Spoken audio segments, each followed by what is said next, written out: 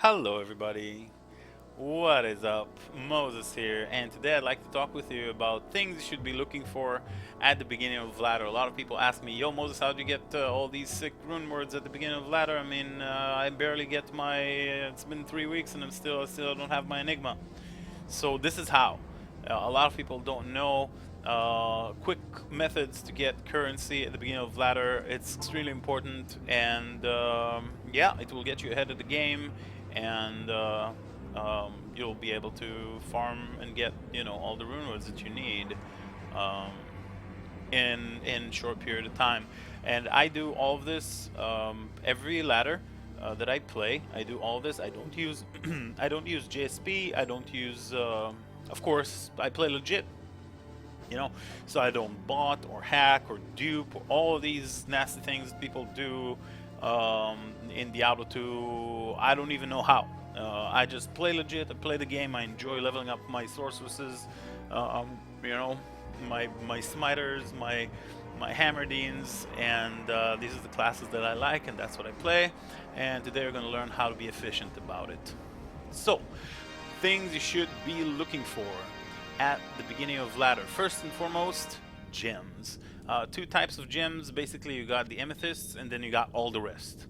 Okay, gems people use to reroll charms. With the cube, 3 perfect gems with a large charm from Baal, Diablo, or Nilathak have the potential of rolling extremely expensive and valuable charms, such as Lion Branded, which is the Paladin combat skiller with life. So 45 to life is maximum you can roll. Baal Charm can roll these. If it's a Grand Charm, and people keep re-rolling those. If Baal happens to drop a charm, it's a high eye level item, and then it can roll these prefix and affixes and suffixes, which is Vitality and Lion Branded, which is what you want. Those are extremely valuable. So that's why people need gems, and you're going to have a mule character that is going to be dedicated only to picking up gems, right? So you'll farm with your main character in Hell, and then you'll make normal game to mule. The way that you mule solo in Battle.net is you wait 5 minutes, and then the game is permed. Once the game is permed, you can safely drop all the stuff that you want, and then switch character slowly and pick it up. I mentioned slowly because if you switch your characters too fast, the thing that can happen is realm down. We've all been there. It's extremely frustrating. Game drops, they disconnect you from Battle.net, and then you have to wait 10 minutes. Of course, you don't really wait 10 minutes. You can restart your router, you get a different IP, and then you log back in. At that point, the game will still be alive, even if you left the game to switch characters, so don't worry about it, guys. The game will still be there, the stuff that you dropped on the ground will still be there. Just need to remember the password and the game name, so you can get into that game again, right? Once you restarted your router. But if you switch slowly, and if you wait about a minute in between characters, which is what I do, I rarely get realm down in my games, and especially for me it's really important since I stream. If I get realm down, I just I have to disconnect the stream, disconnect the router. Of course the stream goes offline. So for me, I really try to be cautious about it, even though it still rarely happens, which sucks. I try to avoid it quite successfully. So don't worry about that. Let's get back to the gems. 40 perfect gems at the beginning of ladder should sell for about an Isrune. 1 Isrune for 40 perfect gems. That's normally the price. It's kind of standard. Doesn't go up, doesn't go down.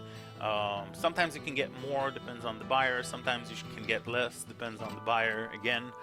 But yeah, 40 perfect gems. Reason I mentioned amethysts as a separate category, you should sell amethyst separately. The reason is right here. There are some recipes in the game that people like to craft, and amethysts right here are used for the crafting recipe of the Caster's Amulet. Caster's Amulet also requires raws and jewels, so these are also things that you can pick up. Excuse me. These are also things that you can pick up and capitalize on. literally. So you sell raws and perfect amethyst and jewels to the same type of people. So you can pick up all these things and offer them as full inventories or as, 15, 15, 15. You can sell, for 2 ists, 15 of these of each one, If you make a mule, get 15 jewels, 15 perfect amethyst, 15 raws. You can easily sell it for 2 ists if you fill up a mule character with these items. So it's something that's important to note. While we're here, I'm gonna talk about shields and armors. So white items, ethereal white items. So there are certain ethereal white items that you're going to have to cube with the e-bug recipe. 2 types of items that are very common are armor types and shield types. Those normal shield and armor ethereal items, they're going to have to be normal, not superior, but normal ethereal items. These items get bonus 50% past the fact that they're ethereal, so it's additional 50%. That is the bug. This is why they call it e-bug. When you use the cube recipe in order to cube them and get sockets in them. Of course, you can use Larzuk, but then you lose the 50% bonus and the item loses its value. So what you want to do with armors and with shields is you want to use this recipe for shield, Tal M, Perfect Ruby, and a shield. Socketed shield is the same type. Those will be used on extremely rare, to the point where it's not even worth maybe to bug them. This is a decision you're going to have to come to, because this recipe gives you basically a random number of sockets between 1 to 4 on a paladin shield. On an ethereal paladin shield, you'll get a random number of sockets. Now, if you get an ethereal paladin shield, it's only good for one thing, which is exile. Exile rune word is the best in slot rune word for smiter deans. So all the paladins spec into smiter. As you watched in my previous videos, I show the exile rune word, and you can go check it out. That rune word is used on an ethereal bugged socketed ethereal shield, right? So yeah, it has 4 sockets, so if you get 1, 2, or 3 sockets, the item is completely useless. You can vendor it as is.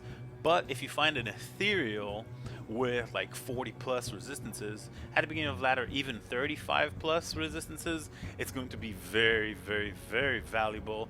And we're talking about high runes here.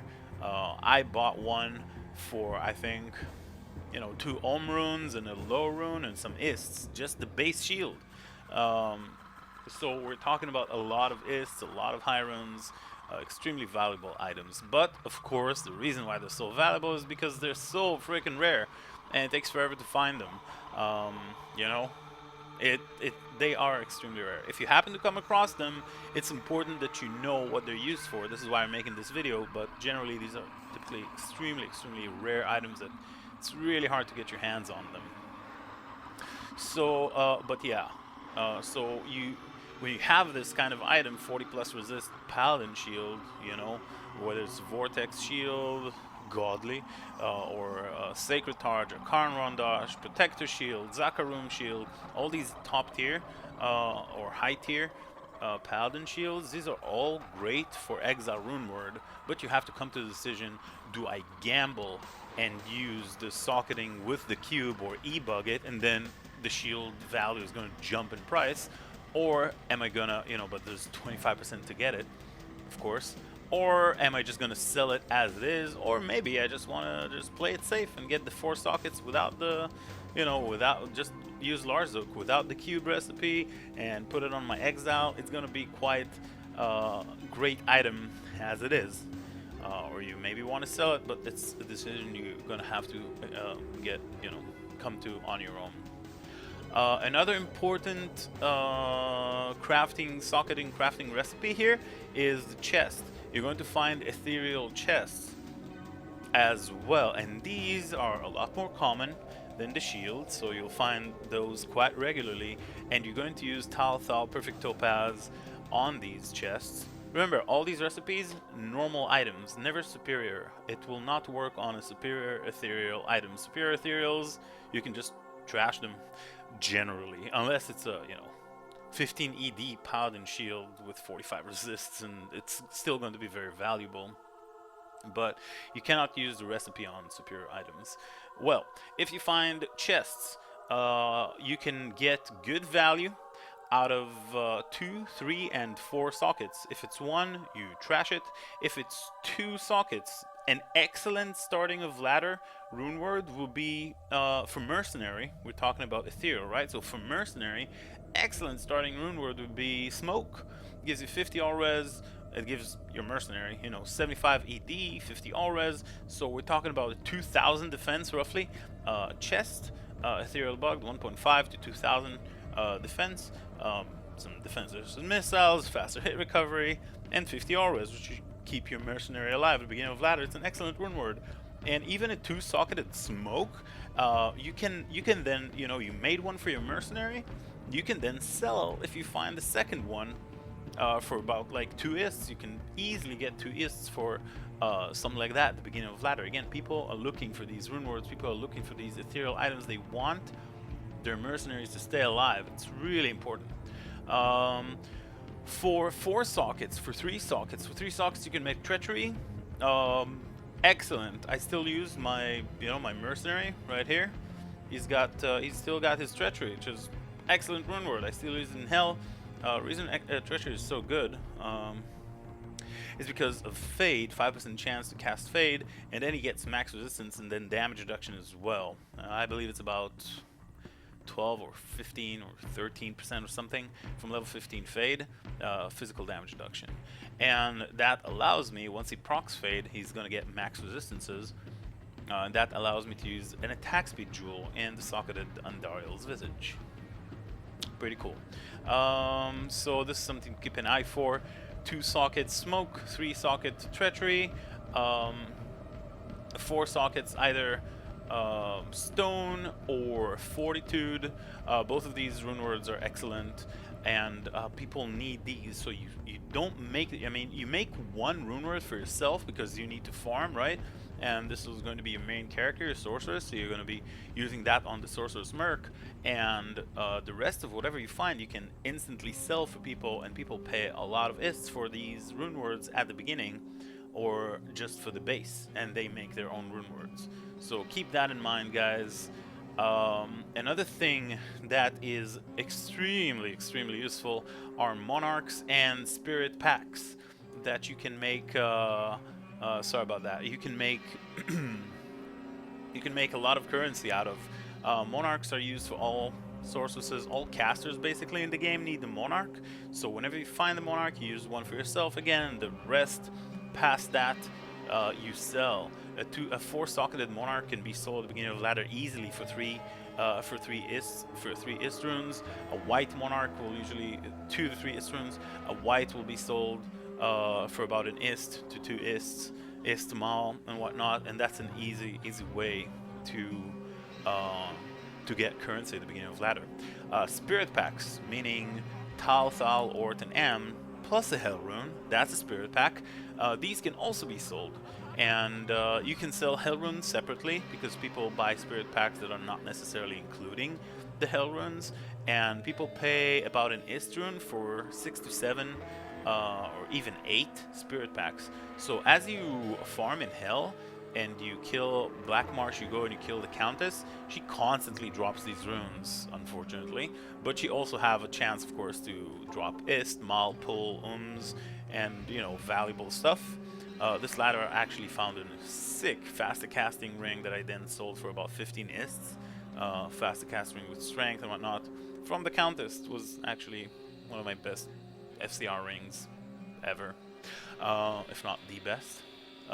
So yeah, it's extremely important to kill the Countess. She drops these runes and you can sell spirit packs. So yeah, what did we have? We had socketed ethereal items, CVs. Keep an eye for these CVs. Again, Colossus Volg in the Larzuk socket quest will give you 100% 4 sockets because that's the maximum number of sockets possible on a Colossus Vogue.